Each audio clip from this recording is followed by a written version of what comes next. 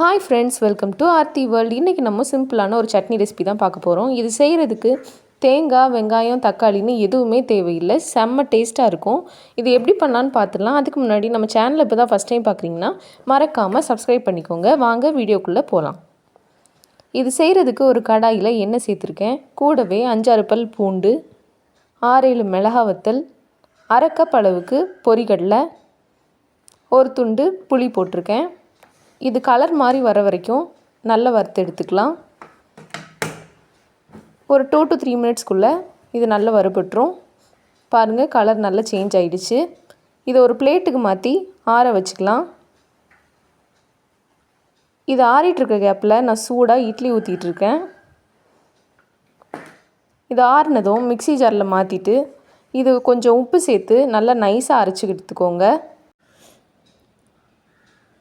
பாருங்கள், இந்த மாதிரி நல்ல மையாக அரைச்சி எடுத்துருக்கேன்.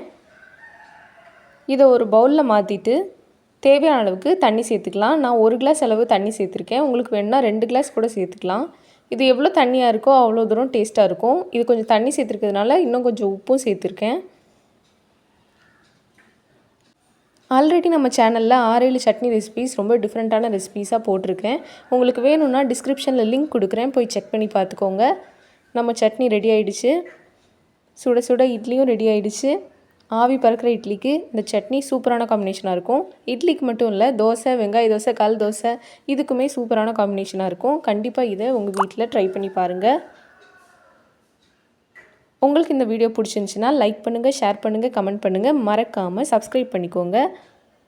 Thank you. Have a good day.